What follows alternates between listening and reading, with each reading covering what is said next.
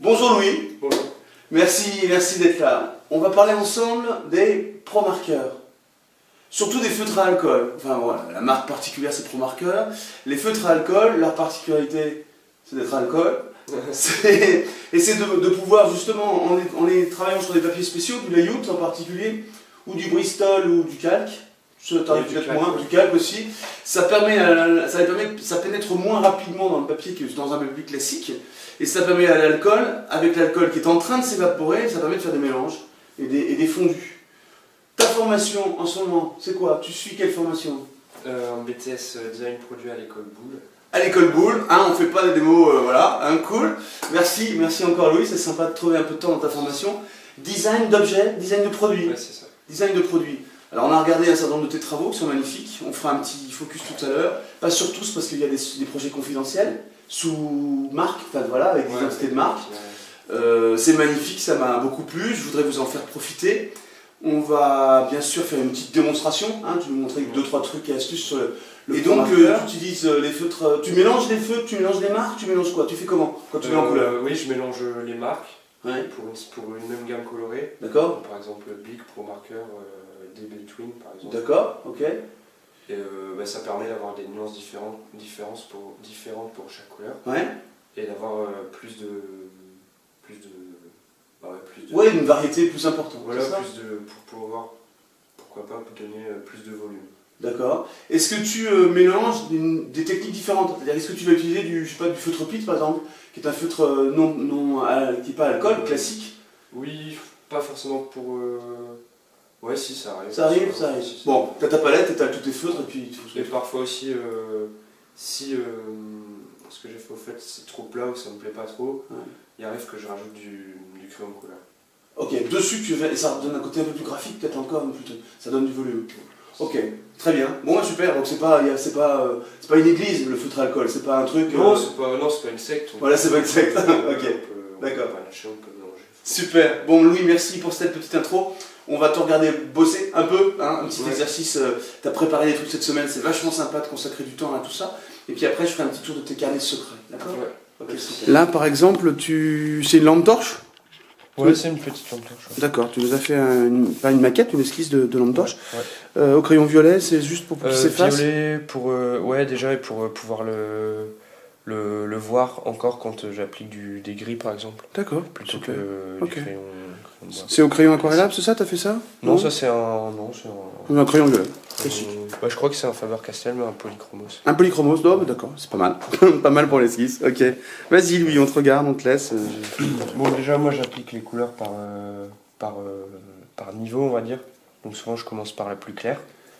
Et ce qui est important, c'est de laisser des blancs du papier, surtout.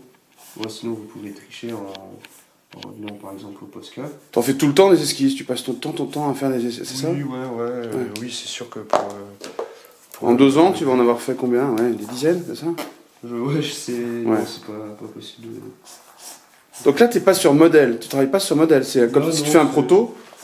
Bon, je m'inspire de formes qui existent déjà, des lignes qui existent. Donc on répète, hein, je répète, c'est du layout, c'est un papier peu absorbant et couché, et c'est du ProMarker, du feutre à alcool. Et c'est la patte de Louis. En BTS, design de produit à l'école Boulle. Bon là par exemple, j'essaie d'appliquer des couleurs qui pourraient nous faire penser à un matériau bois. Ouais, t'es très bois d'ailleurs, on regardera dans tes travaux, hein. Ouais. Tu travailles pas mal ces couleurs-là. Ouais. C'est pas ce qui est le plus facile d'ailleurs à faire. Non, c'est vrai que c'est très... Parce que c'est très marron. Ouais, il y a plein de nuances. Plein de nuances, ouais.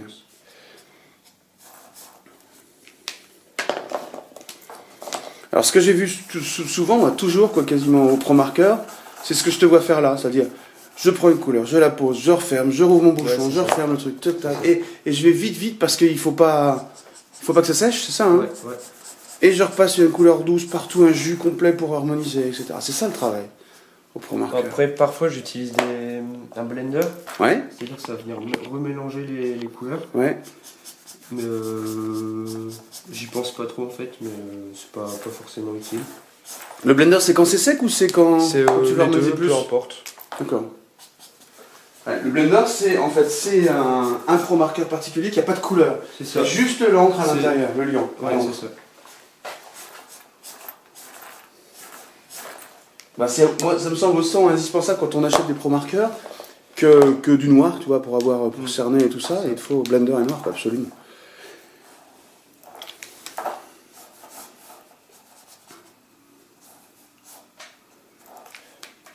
Donc là, tu bosses avec 5 couleurs. Non, ouais, à peu près 6 couleurs. Ouais, pour le bois. Ok. Après là, pour ce qui est de... Qu'est-ce que tu vas faire? C'est du métal que tu vas simuler? Ouais, je vais essayer de faire un métal.